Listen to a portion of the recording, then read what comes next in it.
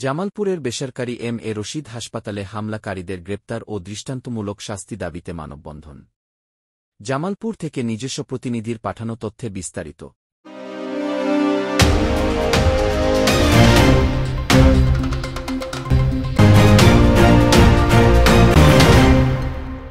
জামালপুরে বেসরকারি স্বাস্থ্যসেবা প্রতিষ্ঠানে সন্ত্রাসী হামলার প্রতিবাদে মানববন্ধন অনুষ্ঠিত হয়েছে।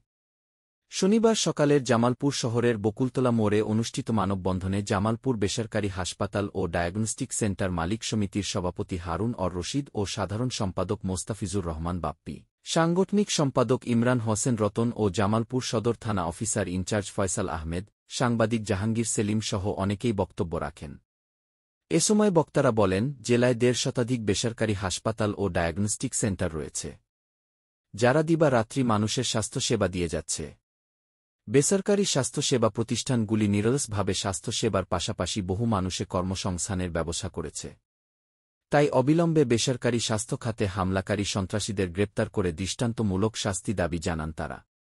এ সময় হামলায় ক্ষতিগ্রস্ত প্রতিষ্ঠান এম.এ. রশিদ হাসপাতাল সহ জামালপুর জেলা শহরের বিভিন্ন হাসপাতাল, ক্লিনিক ও ডায়াগনস্টিক মালিক ও কর্মচারীরা উপস্থিত ছিলেন।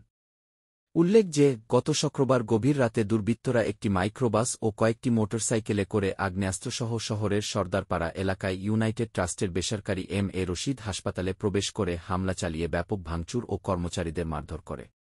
এ সময় হাসপাতালের নিরাপত্তাকর্মীদের কক্ষ, অভ্যর্থনা ডেস্ক, বিভিন্ন কাউন্টার, ফার্মেসি, জরুরি বিভাগ, সিটি স্ক্যান, এক্স-রে সহ বিভিন্ন কক্ষ ভাঙচুর করা হয়।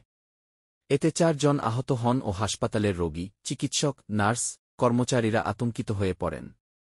দুর্বৃত্তরা প্রকাশ্যে অস্ত্র প্রদর্শন করে সবাইকে ভয়ভীতি প্রদর্শন করে।